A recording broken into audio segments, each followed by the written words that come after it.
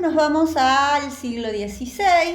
El siglo XVI va a convivir con lo que se ha conocido como el Alto Renacimiento o el Clasicismo. Se plantea como finalización, se ha puesto como una fecha, la muerte decíamos, de Rafael, como la finalización del Renacimiento. Si bien, bueno, sabemos que no podemos plantear así fechas muy tajantes. Y bueno, podríamos decir, toda esta tradición clasicista que va a tensar con esta otra tradición que se denominó manierismo desde una mirada peyorativa.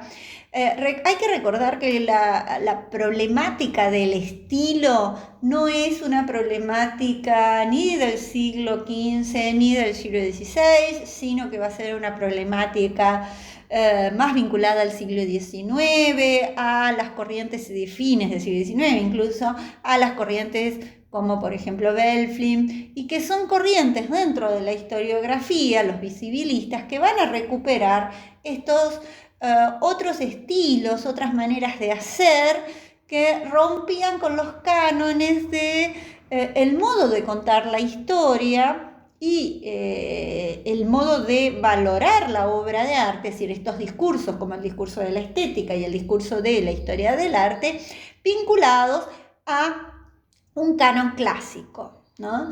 Entonces, recuperar y estudiar estos periodos es una mirada, podríamos decir, más cercana a nuestros tiempos, y pensar, si bien en el plan de la carrera y dentro de los contenidos mínimos no existe que nosotros nos detengamos en el manierismo, me parece importante porque incluso va a tener una gran relectura en el siglo XX, fines del XIX también.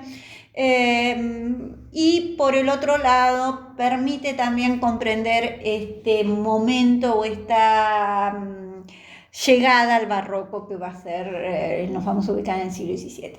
El siglo XVI es un siglo muy complejo. Habíamos tenido el saqueo de Roma en 1527. Por el otro lado, a nivel religioso, 1517, las tesis de Lutero, todo lo que tiene que ver con las luchas por la tolerancia religiosa, las discusiones dentro, ¿no?, de la Iglesia Católica y el surgimiento del cisma y el protestantismo. Por otro lado, Copérnico y la revolución de las orbes celestes en 1543. El surgimiento y la consolidación de las primeras academias regulares de arte, el desarrollo obviamente del capitalismo que habíamos planteado, y todas estas crisis que incluso la consolidación a mediados del siglo XVI de lo que va a ser la Santa Inquisición, el desarrollo que se venía dando, habíamos hablado la otra vez cuando hablábamos de Venecia, habíamos hablado de la imprenta y la posibilidad que la imprenta permitió en la divulgación de ideas, y bueno, la necesidad de censurar la imprenta. Es decir, hay un espíritu reformista, hay un espíritu de crisis que convive y que lo vamos a pensar en este tiempo que, bueno, el texto de Sherman, que yo les recomiendo para la lectura, John Sherman, que sitúa el inicio entre el 1520 y 1527 como la fase de lo que él considera un manierismo ascendente, rampante, ¿no? Y hace especial hincapié en este fin de la obra de Rafael. También tenemos que pensar en dos ejes, ¿no?, para pensar el manierismo, que podríamos decir lo lúdico, ligado al juego, ligado y lo heterodoxo, ¿no? Bien, seguimos. Entonces, para pensar esta nueva manera de comprender en este contexto tan complejo que estábamos viviendo, que se estaba viviendo, se observa como una de las características del manierismo un extremo intelectualismo, ¿no? Es decir, hay por un lado rasgos sumamente subjetivos, hay una tendencia a una fuerte ambigüedad entre lo espiritual y el realismo, entre un espíritu muy místico y también frente a un naturalismo. O sea, es un periodo que, si hay una palabra que caracteriza al manierismo, es la ambigüedad. En este contexto de crisis religiosa, me voy a detener en algunos pintores, en el caso de Pontormo Rosso.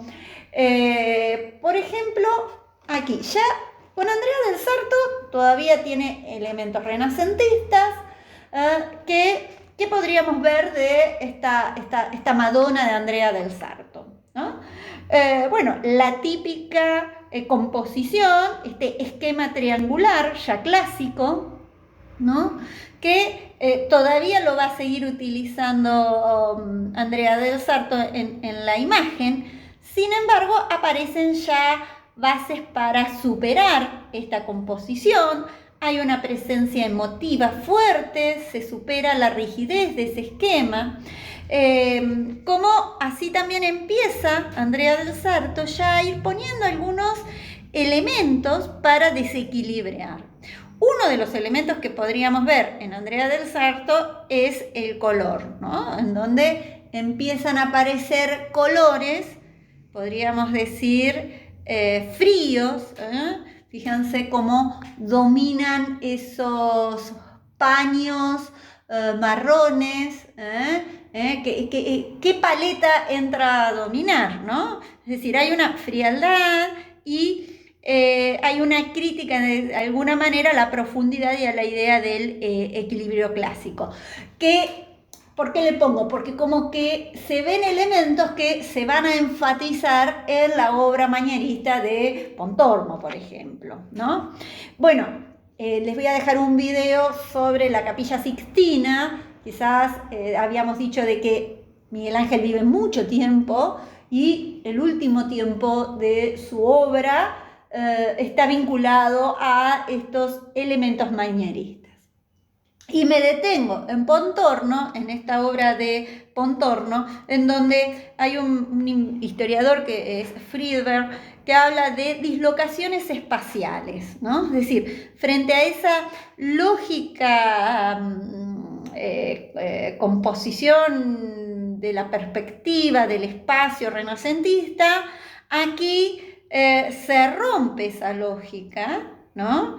Se abandona la serenidad que tenían las obras y aparece un nuevo tipo de emocionalidad, podríamos decir, ¿no? Aparece una nueva manera de componer. Fíjense que aparece esta idea como que están llenos los espacios, ¿no? Hay una insistencia en la línea, ¿no?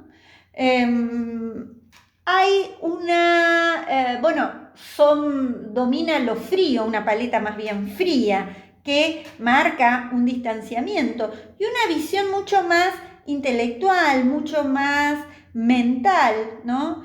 El espacio se vuelve irracional, prácticamente en este caso desaparece, es decir, no encontramos esos fondos, esas reflexiones a una arquitectura clásica, ¿no? Es como que hay un fin de la seguridad, ¿no? Que, bueno, era lo que estaban viviendo, ya no está y por el otro lado esa tranquilidad que daban esas obras hasta entonces, ¿no? Pero por el otro lado conjuga con una fuerte expresividad, ¿no? Es decir, son, esto que habíamos dicho al principio, como obras muy místicas en este descenso de la cruz, ¿no? Fíjense el cuerpo de Cristo, muy lánguido, sin vida, ¿no? Y en donde ya se marca, lo que vamos a decir más adelante, una línea serpentinata.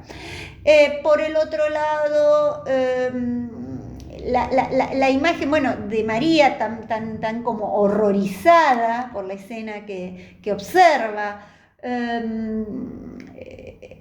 esta figura que aparece y nos está interrogando. Es decir, hay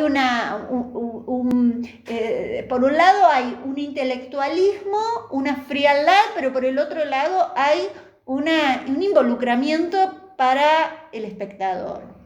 Y son cuadros de formato grande, fíjense los tamaños que estamos hablando.